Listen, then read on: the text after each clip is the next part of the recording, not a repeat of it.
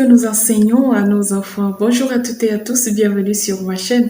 Vous êtes sur Bonté Suprême et moi c'est Félicité. Sur cette chaîne, nous parlons des difficultés des parents solo à évoluer seuls avec l'éducation de leurs enfants, la possibilité de sortir de leurs conditions de parents célibataires, sans oublier qu'on aborde le sujet des parents qui vivent en couple, leurs échecs, leurs succès. On est sur une chaîne de partage d'expériences. Vous venez de nous découvrir, vous savez ce qu'il vous reste à faire. Abonnez-vous pour soutenir la chaîne, pour faire grandir la communauté. N'hésitez pas à partager avec nous vos expériences par rapport au sujet que nous abordons chaque jour sur cette chaîne.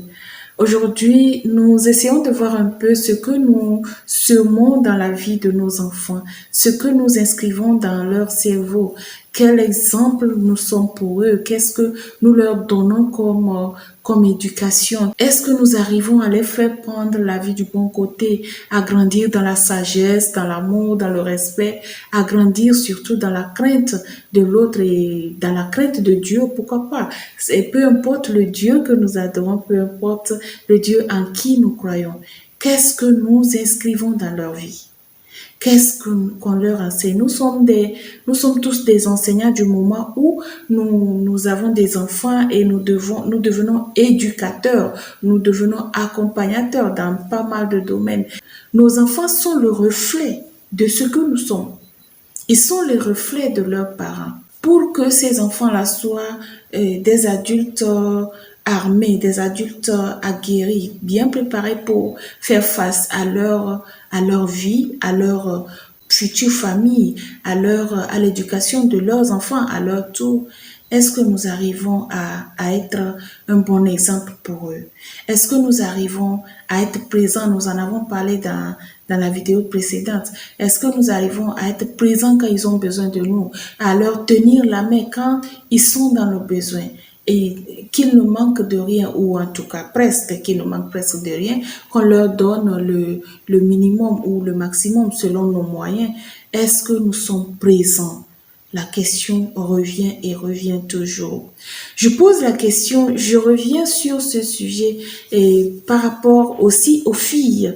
Est-ce que nous sommes présents dans la vie de nos filles? Si nous avons des enfants et qu'il y a des filles qui font partie de nos enfants, en tant que mère, est-ce que j'arrive à faire partie de la vie de ma fille, de son éducation, de comment est-ce qu'il faut affronter l'extérieur, de comment est-ce qu'il faut faire face à la vie de jeunes femmes, ou comment est-ce qu'il faut faire face aux hommes qui l'abordent et tout, comment est-ce qu'il faut s'entretenir, parce qu'il y a un moment donné où la morphologie de la femme change. Il y a de nouvelles choses que la fille ne maîtrise forcément pas. Est-ce qu'on est présent, que ce soit maman ou papa? Est-ce qu'on arrive à aider cette fille-là à aller de l'avant, à lui tenir la main dans ces moments difficiles? Arrive-t-on à éduquer la fille de telle sorte qu'elle soit une femme épanouie, qu'elle soit une femme, si elle décide de se marier, qu'elle soit une femme soumise sans se faire violenter, bien sûr, qu'elle soit une épouse, qu'elle soit une amie, qu'elle soit une alliée, qu'elle soit tout ça pour son homme? Et dans le sens contraire, pour les garçons, est-ce que nous arrivons à leur inculquer qu'il faut respecter la femme, faut pas violenter la femme, faut pas abandonner toutes les femmes qu'on épouse, parce qu'il y en a plein dehors, de toutes les façons, de jour en jour, il y en a des femmes jolies, il y a des très belles, de plus en plus belles chaque jour. Est-ce qu'on arrive à inculquer dans la tête de nos garçons que quand tu choisis une femme, tu la choisis, c'est pour la vie. Il ne faut pas aller patauger de femme en femme, parce qu'il y en a, et que la faiblesse féminine fait parfois que on va d'homme aussi en homme, parce qu'on a besoin d'argent, on a besoin de soutien, dans quel domaine on est obligé. Il y en a quand même, il y a des femmes qui sont obligées de se livrer pour pouvoir vivre, obligées de se livrer pour pouvoir subvenir à certains besoins. Il faudrait qu'on arrive à inculquer et aux filles et aux hommes leur part de responsabilité dans une relation, leur part de responsabilité dans la vie de couple. Le respect, l'amour, la responsabilité, il faut assumer ce qu'on est et assumer ce qu'on a choisi de vivre, avec qui on a choisi de vivre. J'ai choisi, c'est une fois de bon, c'est pour le meilleur et acceptons de dire que c'est aussi pour le pire, qu'on se soutienne dans les moments difficiles et dans les moments de joie, qu'on soit heureux d'être ensemble et reconnaissant envers notre Dieu. Je partage avec vous une petite expérience que j'ai vécue. Je connais une famille.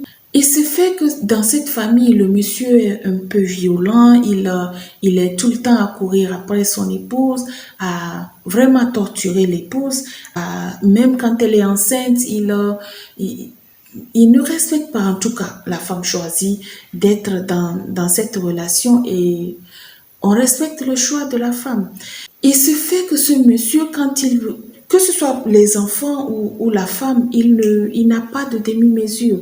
Quand il est dans tous ses états, peu importe ce qu'il ramasse, que ce soit un gourdin, une massue, il poursuit et les enfants, il poursuit et la dame avec pour frapper, je sais pas. De toutes les façons, dans cette famille, on en voit de toutes les couleurs. Et qu'un jour, le garçon de ce monsieur, le garçon est sorti et disons la maman voit le garçon va m'acheter tel, il va et il revient en bagarre, il revient en étant en palabre, vraiment en dispute avec un de ses petits copains.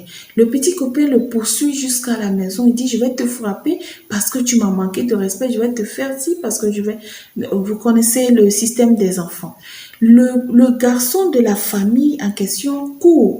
Il entre dans la maison, il entre dans la chambre et il ressort avec la massue de son père pour assommer son petit copain, pour assommer l'ami qui le suit. Vous comprenez clairement que les enfants, ils copient, c'est un disque dur vide, ils copient, ils encaissent, ils enregistrent ce qu'il vit avec ses parents, ce qu'il voit, ce que je fais, c'est que l'enfant trouve que c'est normal, sinon je n'allais pas le faire. Alors, il copie ça automatiquement. Il a fallu l'intervention et de sa mère et d'une autre amie de la famille qui était là pour pouvoir maîtriser le garçon en question pour récupérer la massue ou le gourdin, je sais pas trop. J'étais abasourdie, j'étais stupéfaite. Ça confirmait le fait que les enfants sont le reflet de ce que nous leur donnons. Ils sont le reflet de ce que nous sommes. Vous imaginez qu'il n'y ait personne à la maison et que cette situation se présente, c'est que on va ramasser des blessés et même s'ils sont petits, ils vont se faire mal. Alors, faisons un peu attention aux actes que nous posons en présence de nos enfants, aux paroles que nous sortons de nos bouches en présence de nos enfants et à l'éducation que nous leur donnons, à qu'est-ce que nous voulons qu'ils deviennent. Essayons de revoir un peu nos comportements vis-à-vis de ces enfants. J'ai été choquée, alors j'ai voulu partager cette expérience que j'ai vécue et avec vous pour attirer un peu notre attention par rapport à ce que nous faisons. C'est toujours un plaisir pour moi de partager ces petits instants avec vous. Et si vous venez de nous découvrir, je vous invite toujours à vous abonner pour soutenir la chaîne et faire grandir la communauté. Je vous dis à la prochaine. Prenez bien soin de vous, prenez bien soin de vos enfants, prenez bien soin de vos couples, de votre vie de couple. Je vous dis à la prochaine vidéo. J'espère que c'est pour très bientôt. À plus.